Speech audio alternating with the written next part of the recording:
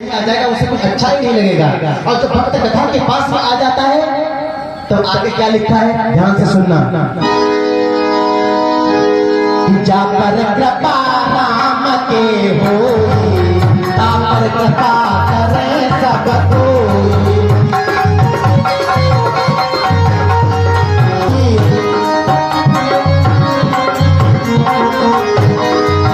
जा पर कृपा राम के होई, जा पर कृपा राम के होई, ता पर कृपा करे सब कोई।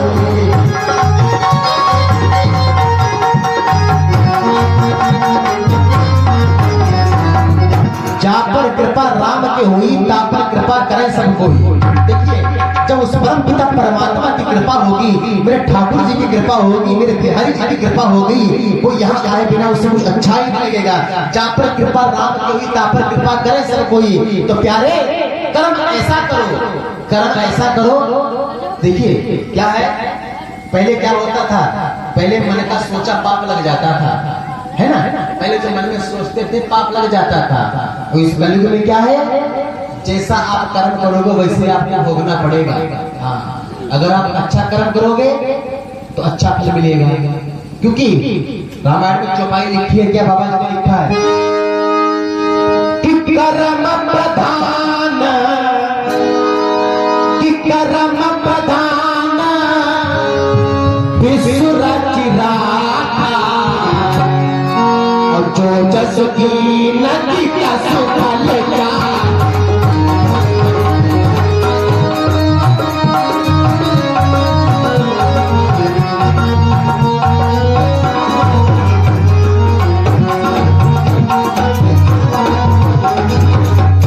कर्म प्रधान विसुर चिरागा, और जो जस की नदी का सुफल जा। ऐसा आप कर्म करोगे वैसे आपको भोगना पड़ेगा। क्योंकि वो परम पिता परमात्मा वो यही चाहता है, उसे कौन से भक्त पसंद है। देखिए, परम पिता परमात्मा जो है वो कभी जाति बिरादरी नहीं देखता है। ध्यान से सुनना हमारी बात को। वो कभी जाति बिरादरी नहीं देखता है, आप कौन सी जाति के हो, वो ये नहीं देखता है। वो क्या देखता है, सिर्फ भाव को देखता है कि आपका भाव कैसा है। आप कितने पैसे वाले हो, तुम सोचो कि पैसे वाले भगवान को खरीद लेंगे ना। हाँ, कहने का मतलब वो जाति पात नहीं देखता है, वो तो आपके भाव को देखता है। क्या जाति पाति पूछे नहीं कोई, हरि को भजे सो हरि को होई।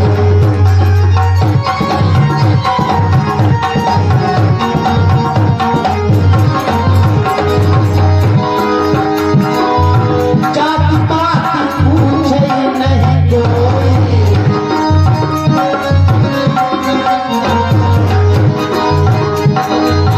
जाति पाति पूछे नहीं कोई, जाति पाति पूछे नहीं कोई, हरि को भजे सो हरि को होई।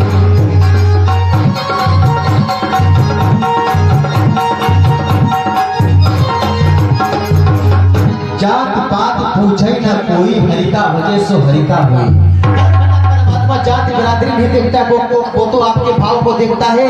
इसलिए कहा गया कि कर्मणा जायते जंतु कर्मणे अभिलीयते, सुखम दुखम भयम क्षेमम कर्मणे बाद बद्धते। अर्थात जीव का जन्म कर्म से होता है, जीव की मृत्यु कर्म से होती है। आप जैसा कर्म करोगे वैसे ही आपको भोगना पड़ेगा। क्योंकि आप भक्ति तो कर रहे हो लेकिन भाव निर्मल नहीं है। दिल की कोठरिया साफ नहीं, ऊपर से ना है का होई भैया, है ना। तो भाव निर्मल होना चाहिए। परम पिता परमात्मा निर्मल भाव को देखता है कि निर्मल मन जन, निर्मल मन जन सो मोहि बाबा, मोहि कपट चल चीर न भावा।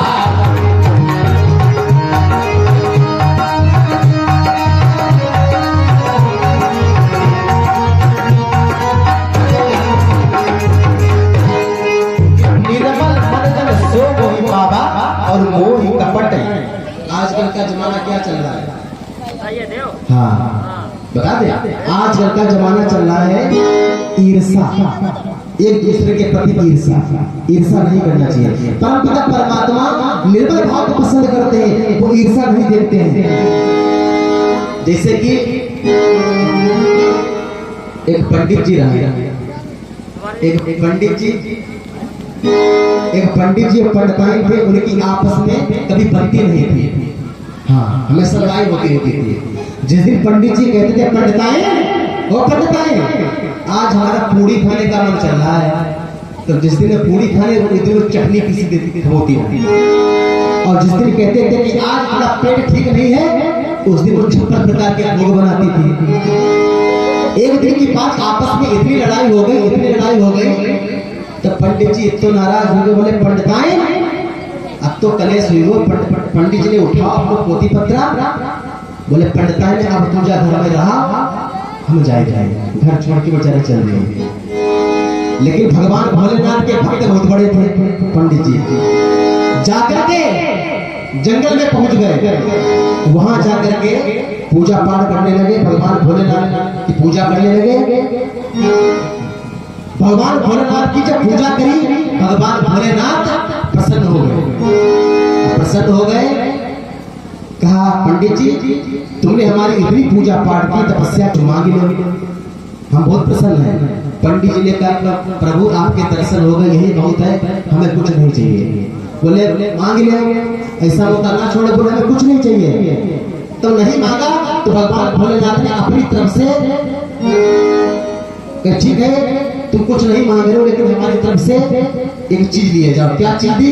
उन्होंने एक संग दिया, संग दिया और कहा पंडित जी इस संग को ऐसा वैसा मत समझना कि कैसा।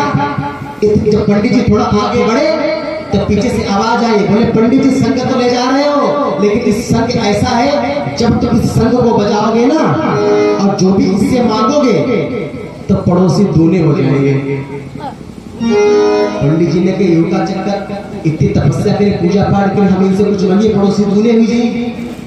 बहुत नाराज पंडित जी थे, मार गुस्सा आए, लौट करके अपने घर पर आए, आवाज लगाई पंडिताई, ओ पंडिताई भीतर आवाज सुनी, बोले ओ तू तो मन गिरा लौट कैसे आया, तू तो कहते घर छोड़ के जा रहे, कैसे चले आए?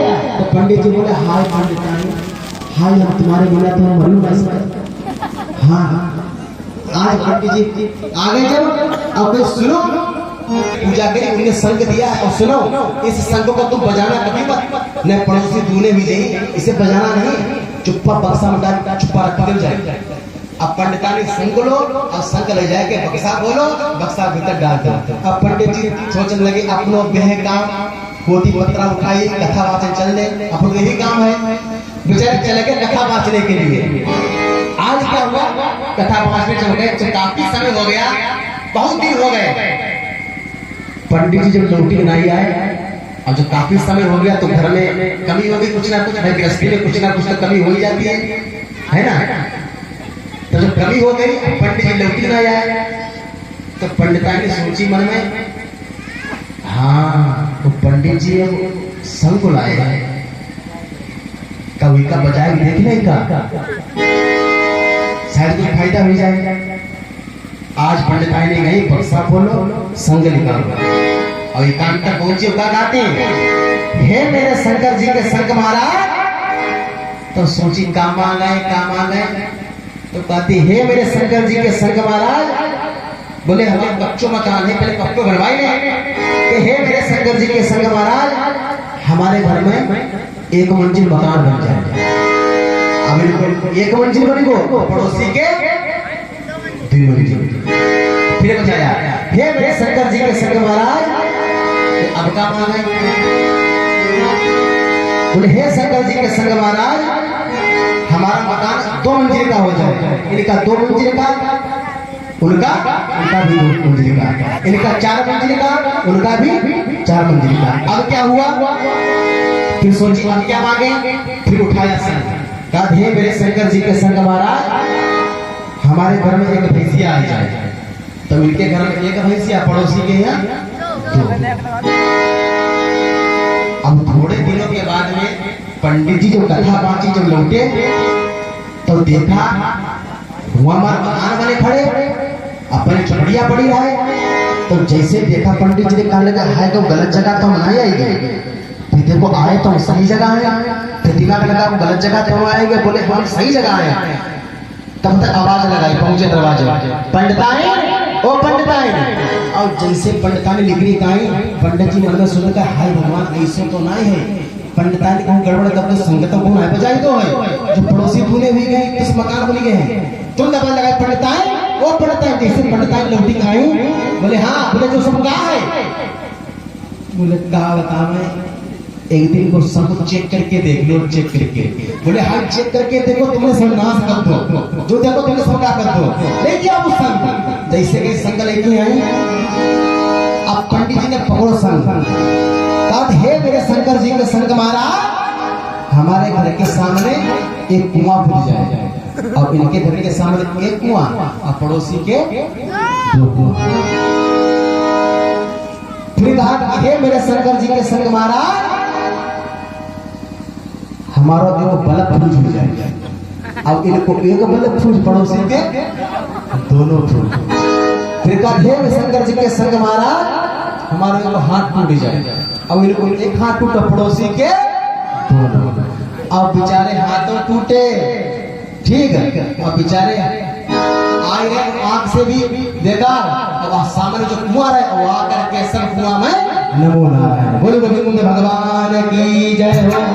तो इसे कहते हैं ईर्षा, लेकिन परम पिता परमात्मा ईर्षा भाव से नहीं मिलता है, वो तो कहता है सच्चा भाव होना चाहिए। कैसे? इसी बाबा जी की चौपाई लिखी है क्या कि निर्मल मन जन सो कोई कपट चल चीत न भावा।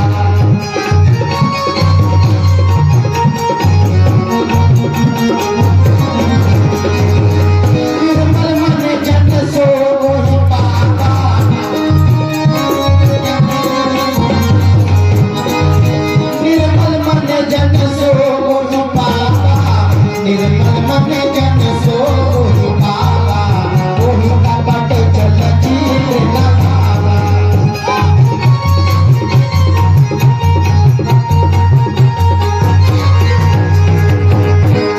निर्मल मन जन सो मोहि पावा और मोह